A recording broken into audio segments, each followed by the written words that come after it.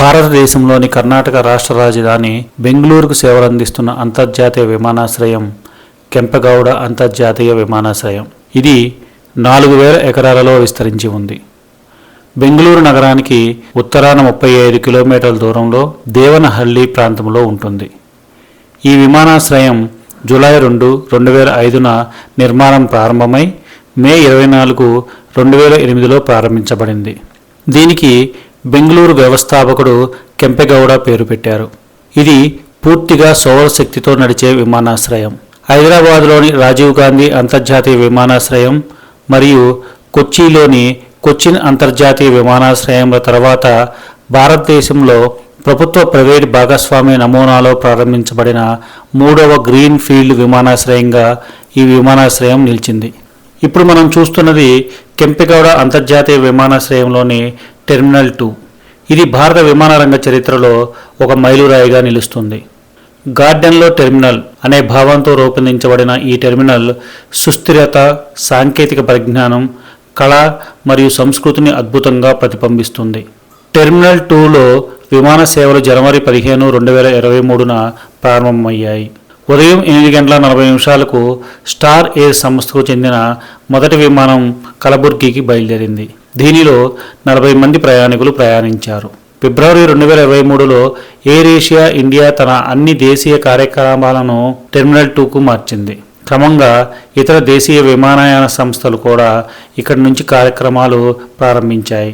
ఢిల్లీ మరియు ముంబై విమానాశ్రయాల తర్వాత ఈ విమానాశ్రయం భారతదేశంలో 3వ అత్యంత రద్దీగా ఉంటుంది. ఇది ఆసియాలో 26వ రద్దీగా ఉండే విమానాశ్రయం మరియు 2024 నాటికి ప్రపంచంలో 54వ రద్దీగా ఉండే విమానాశ్రయం. 2024-25లో ఈ విమానాశ్రయం 41.87 మిలియన్లకు పైగా ప్రయాణికులను మరియు 5,02,509 టన్నుల సరుకును నిర్వహించింది. ఈ విమానాశ్రయం 6 ఖండాలకు అనుసంధాన విమానాలను మరియు 5 ఖండాలకు ప్రత్యక్ష విమానాలను అందిస్తుంది. సెప్టెంబర్ 12, 2023న టెర్మినల్ 2లో అంతర్జాతీయ కార్యకలాపాలు ప్రారంభమయ్యాయి. జద్దా నుంచి వచ్చిన సౌదియా ఫ్లైట్ 867 మొదటి అంతర్జాతీయ విమానంగా టెర్మినల్ 2లో దిగింది. ప్రస్తుతం టెర్మినల్ 2 అన్ని అంతర్జాతీయ కార్యకలాపాలతో పాటు ఎయిర్ ఇండియా ఎక్స్ప్రెస్ మరియు స్టార్ ఎయిర్ యొక్క అన్ని దేశీయ విమానాలను నిర్వహిస్తుంది. టెర్మినల్ 2 బెంగళూరు గార్డెన్ సిటీ హోదాకు నివాళిగా రూపొందించబడింది.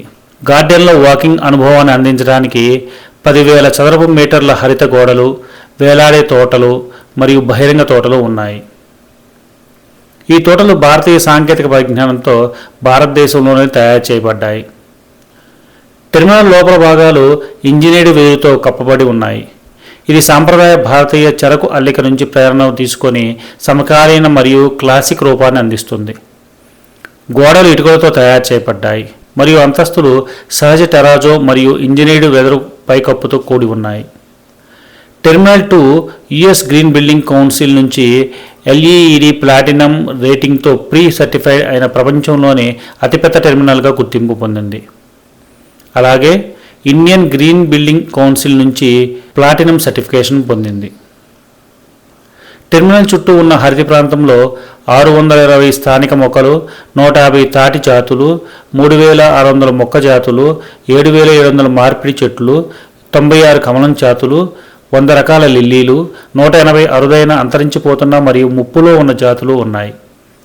ఇక్కడ చుట్టుపక్కల వాతావరణం కంటే 2 నుంచి 3 డిగ్రీల ఉష్ణోగ్రత తక్కువగా ఉంటుంది.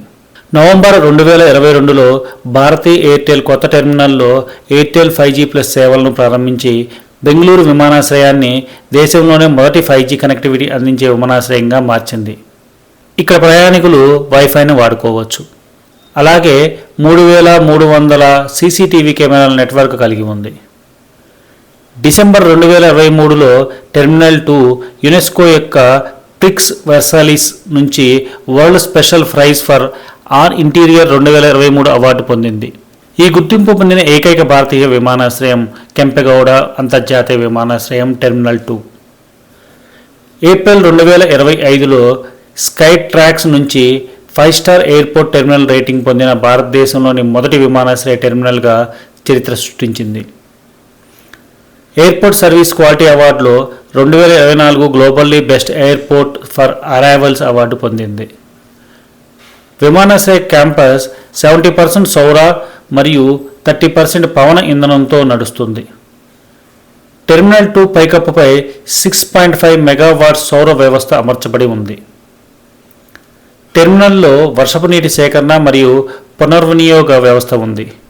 సైట్లో సేకరించిన నీటితోనే అన్ని అంతర్గత మరియు బాహ్య తోటలు నిర్వహించబడతాయి.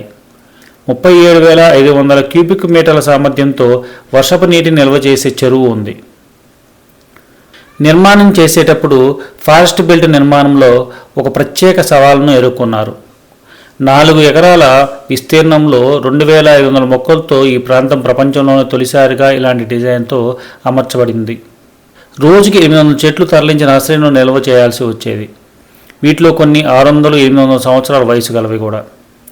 అలాగే దాదాపు 1000 స్తంభాలను నిలబెట్టి వాటిని వెదురుతో కప్పి అందంగా అమర్చారు. ఈ విమానాశ్రయం లోపల చాలా ఫౌంటైన్లు, కృత్రిమ జలపాతాలను అమర్చారు. ఈ విమానాశ్రయం పబ్లిక్ లిమిటెడ్ కంపెనీ అయిన బెంగళూరు ఇంటర్నేషనల్ ఎయిర్పోర్ట్ లిమిటెడ్ యాజమాన్యంలో ఉంది. భారత ప్రభుత్వం బియాల్కు ఈ విమానాశ్రయాన్ని 30 సంవత్సరాలు నిర్వహించే హక్కులను మంజూరు చేసింది. అదనంగా మరో 30 సంవత్సరాలు కొనసాగించే అవకాశం ఉంది. ఈ కంపెనీ ఒక ప్రభుత్వ ప్రైవేటు కన్సార్టియం. జ్యూరిచ్ విమానాశ్రయం ఈ విమానాశ్రయంలో తన 5% వాటాను ఫెయిర్ఫాక్స్ ఫైనాన్షియల్కి ఏప్రిల్ 2016లో 410 కోట్లు విక్రయించింది. భారతీయ సంస్థ జీవీకే గ్రూప్ ప్రారంభంలో బెంగళూరు విమానాశ్రయంలో 43% వాటాలను కలిగి ఉంది. ఈ విమానాశ్రయం కట్టిన సంస్థ జీవీకే. కానీ 2016లో దాని వాటాలో 33% ఫెయిర్ఫాక్స్ ఫైనాన్షియల్కు 2,149 కోట్లకు విక్రయించింది. జనవరి 2018లో జీవీకే తన మిగిలిన 10% వాటాలను ఫెయిర్ఫాక్స్ ఇండియా హోల్డింగ్స్కు 1,290 కోట్లకు విక్రయించింది. 26% వాటాలను ప్రభుత్వ సంస్థలైన Karnataka state industrial investment and development corporation 13% మరియు ఎయిర్పోర్ట్ అథారిటీ ఆఫ్ ఇండియా 13% కలిగి ఉన్నాయి. మిగిలిన 74% వాటాలను ప్రైవేట్ కంపెనీలైన ఫెయిర్ఫాక్స్ ఫైనాన్షియల్ 54% మరియు సిమన్స్ ప్రాజెక్ట్ వెంచర్స్ 20% కలిగి ఉన్నాయి.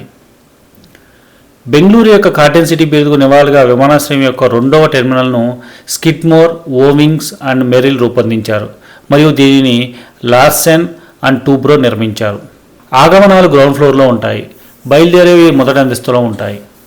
టెర్మినల్ 2 యొక్క మొదటి దశలో 95 చెక్ ఇన్ కౌంటర్లు, 17 భద్రతా లేన్లు, 9 సామాన్య క్లెయిమ్ బెల్ట్లు, 34 సాంప్రదాయ మరియు 6 ఎలక్ట్రానిక్ ఇమిగ్రేషన్ గేట్లను ఉన్నాయి.